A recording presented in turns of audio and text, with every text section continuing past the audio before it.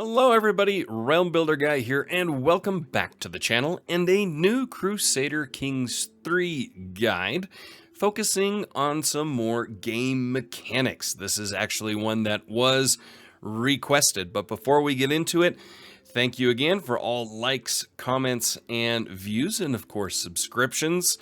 If you don't mind hitting like on this video, it helps a ton. If we can get to, let's say 150 likes on this video, it will definitely help with the YouTube algorithm math and all that goodness to help the channel get seen and grow, because I've got a lot of plans going into this year and hopefully we will get there, and with your support as liking goes. So you can also check out links down in the description where you can find a link to the Nexus GG game store where you can buy Crusader Kings 3 and support the channel, as well as a few other games as well, not to mention the Discord. Stop by, growing Discord community where we chat all things strategy, history gaming, RPGs, Total War, and of course Crusader Kings 3.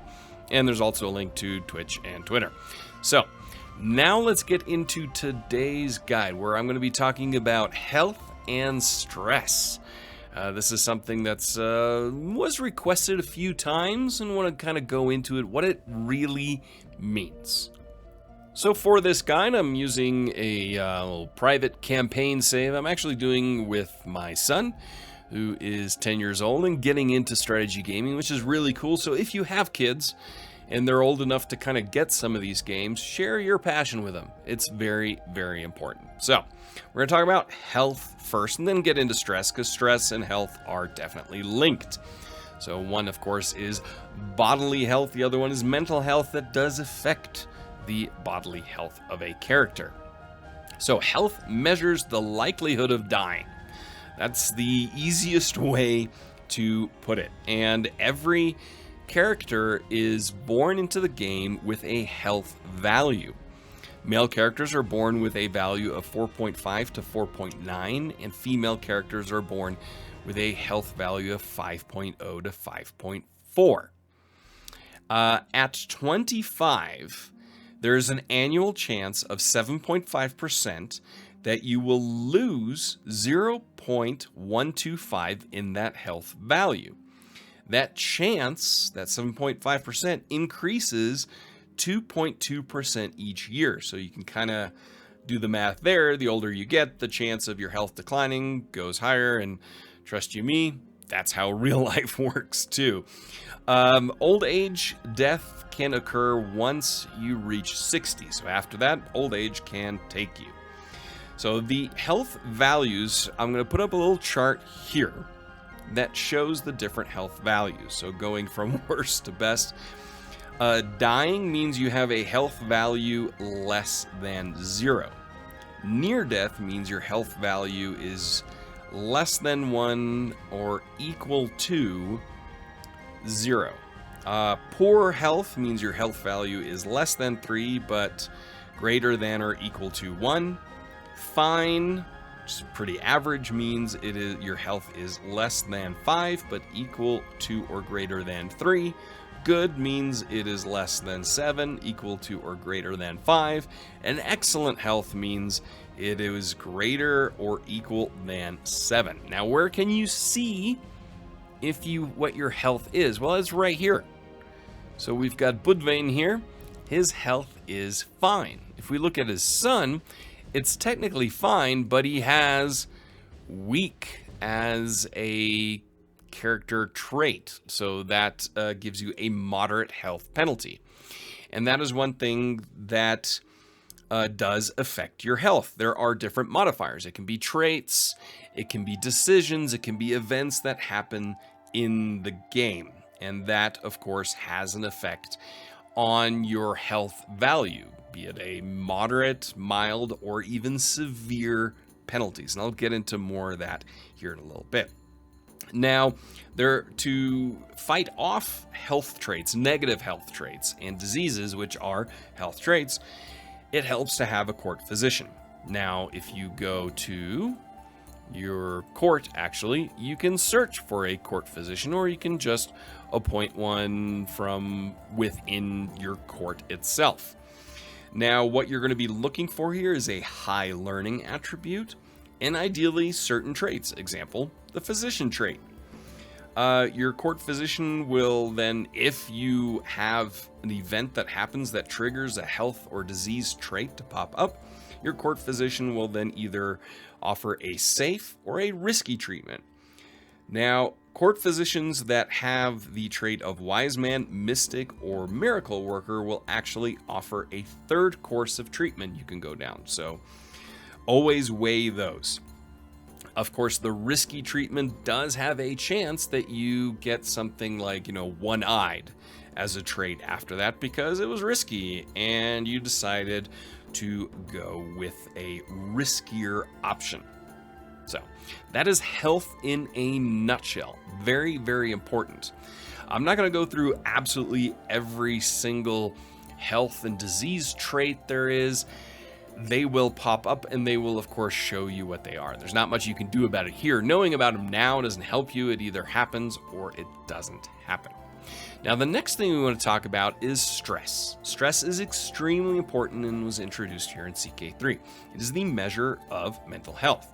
It is gained through either an event or a decision that's conflicting with your personality, death of someone close to you, being imprisoned, or being tortured. And stress ranges from 0 to 400. There are basically 3 levels of higher stress. From 0 to 99, you're fine. Once you hit 100, that stress level gets triggered.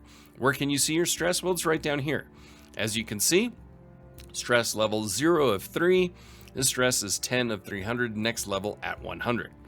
And you can also see it right here in your character screen, but it's always on here. This one thing that they changed after the first major patch update of CK3, first one, it was really hard to find stress. Now it's pretty obvious. You can see it right here as well as right here. So some examples of an event or decisions that conflict with your personality that cause stress, and the level and degree of stress that it causes depends on the situation. So examples are if you have an arrogant personality, granting independence or legitimizing a bastard gives you stress. If you're craven, joining a war gives you stress. That's a rough one. I've had a few craven characters and you have to go to war. This is Crusader Kings, and man, they were not in a good position. Here you've got someone who is deceitful, who is sadistic, greedy.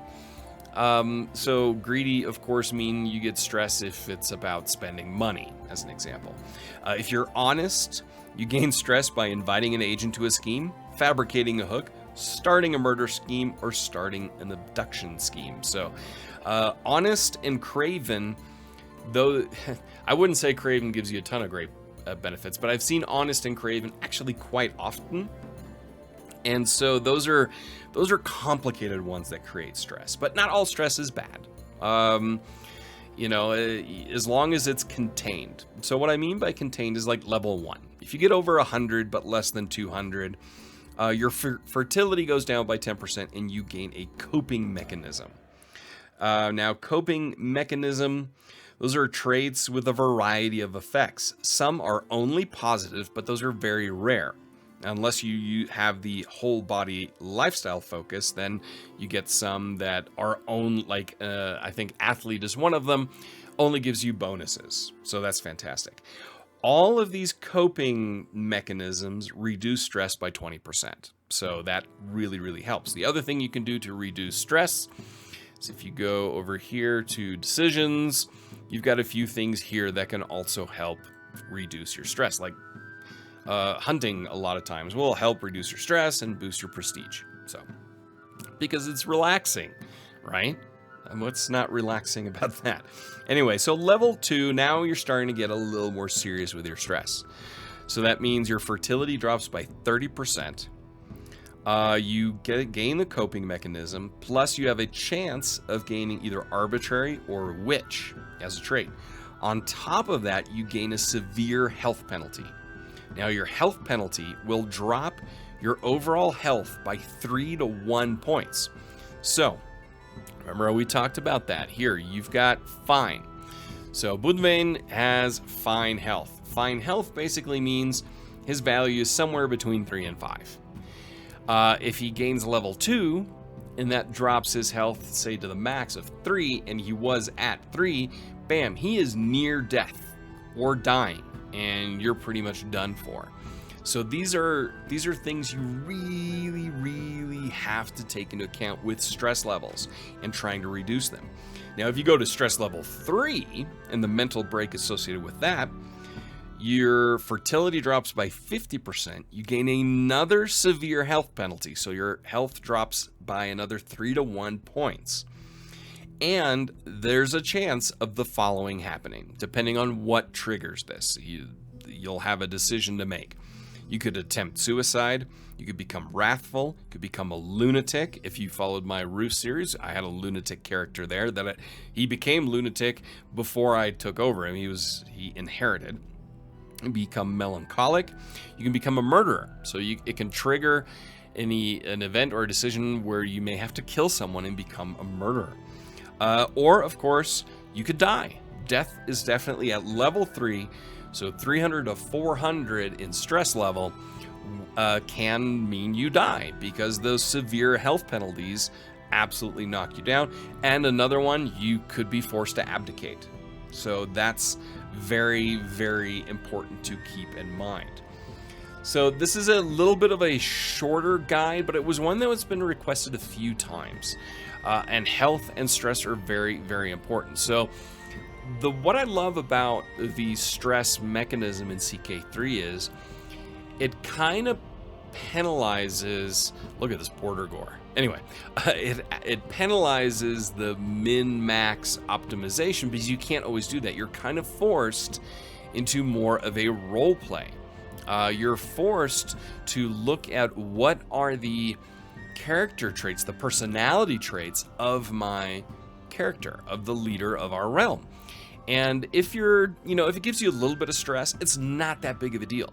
But once you get to level 2, and especially level 3, it could have dire consequences. So you have to keep that in mind. So if you're Craven, if you're forced into a war, fine, join the war, so be it. But know the fact that it can absolutely devastate you. Or if you're honest, that's great. You have some great benefits. But scheming is not your thing. And if you're like, I want to murder this person, well, there are going to be consequences. And the consequences could be that you yourself die and go crazy.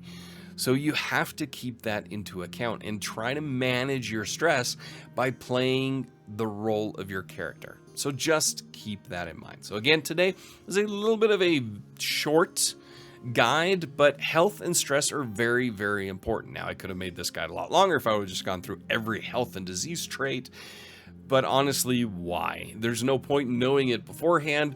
It'll prompt you in the game and tell you what happens with it, and what you can do to mitigate that. So get a court physician, absolutely critical. And the other thing is just keep an eye on your stress levels and keep an eye on your character traits and act accordingly. In the beginning, not a big deal, but once you get to, I would say 150 in stress, if you get that high on level 1, then you want to make sure you do things that get your character to chill out a little bit and reduce that stress. So, if you enjoyed this kind of short guide to health and stress, please hit that like button. Let me know what interesting things have happened to you in your Crusader Kings 3 campaigns and saves, as far as, hey, I had a guy, I pushed him all the way to 400, and this is the craziness that ensued. So please let me know. Until next time, I am Realm Builder Guy, and I will talk to you soon.